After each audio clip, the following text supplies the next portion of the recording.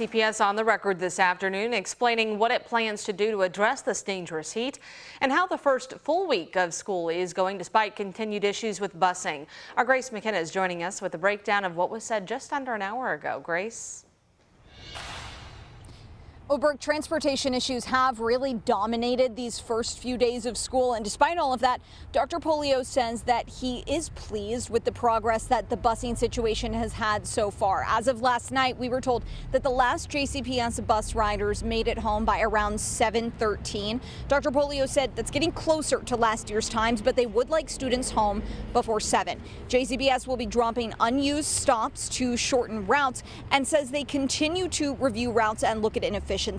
Ultimately, though, Polio says JCPS is providing transportation for more students than many other large districts, and some things come down to family choices. You are transporting 67,000 students, and many students are going through a depot from one side of town to the other to reach their school. That, there are going to be some inefficiencies in that model, but that's a family's choice to say, I want to go to a school outside of my community and I want transportation, and we're providing that. JCPS also addressed the extreme heat this week, making the decision to cancel elementary and middle school sports today and tomorrow. High school sports are delayed until 7:30 p.m. with the exception of volleyball. Last night, JCPS also rolled out its bus tracking app for parents. It'll let them effectively watch their kids' bus go from home to school. We are told they have about 10,000 users so far. I'll have more on that coming up on WHAS 11 this evening. Live in Louisville, Grace McKenna, WHAS 11. On your side. Grace, thank you. And according to JCPS, as you heard, buses dropped off the last students at 7:13 Tuesday night. That's about 35 minutes earlier than Monday's final drop off at 7:48, but still about 3 hours after the last schools let out. The school district made a number of adjustments since this restart, contracting with a third-party transportation service like Miller Buses for additional drivers and buses, and then sending out vans to take kids who wound up on the wrong bus home. JCPS officials maintain things will get smoother in the days and weeks to come. We spoke to the bus union president, who admits things are still really difficult right now.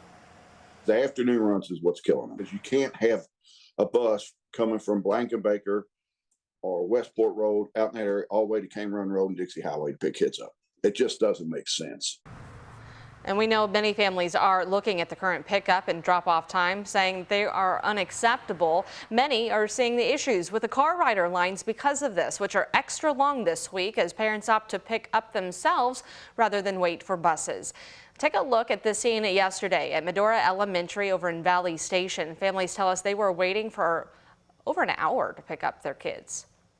Our parking lot's so small, we can't get all the car riders in the parking lot. Well, yesterday I waited an hour and 15 minutes just as a car rider.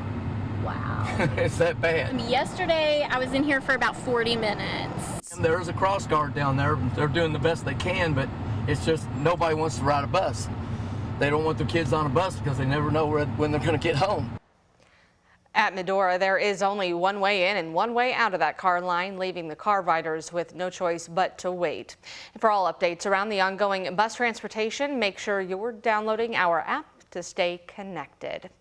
Nearly half dozen Metro Council members are addressing the ongoing problems at Dosker Manor Apartments. The building is in the area of Muhammad Ali and Jackson Street. Residents said they've been complaining about the issues for years, and now those Metro Council members say it's time to do something about it. Every single person in our community has a right to expect when they call, that call is answered. Every single person in our community has a right to expect that when they report an issue that is a commitment that government has made, we fulfill that commitment. We are not fulfilling that commitment. Coming up at 4, 5, and 6 this evening, more on the issues being addressed at Dosker Manor, and for the first time, that look inside. Well, drivers from Kentucky to Indiana will have a much easier drive across the Sherman-Minton Bridge. The renewal team reopened the westbound lane at the top deck, restoring access to the New Albany exit. Our view right now from the First Alert Storm Team B showing construction still happening on other lanes on the top deck. There will still be some nightly lane closures, including one scheduled for this Friday going into the weekend. Louisville Metro homicide detectives are looking for suspects after a man was found shot dead in a backyard around 2:30 2:30 Tuesday afternoon. Officers responded to calls of a shooting on No Way off Hikes Lane in Bon Air neighborhood. Police tell us the suspect ran off before officers could get there. If you have any information about that shooting, call the anonymous tip line at 574-LMPD or use the department's online portal. The Radcliffe officer dragged by a car during a traffic stop is doing well today. Radcliffe Chief Jeffrey Cross said Officer Ryan Boyd was conducting that stop on Centennial Avenue Monday night when the 17-year-old driver took off. Officer Boyd was taken to U of L Hospital for his injuries and was expected to go home last night. The suspect was arrested but not identified due to his age. UPS Teamsters have approved a historic contract which includes raises for employees here and at Worldport and across the country.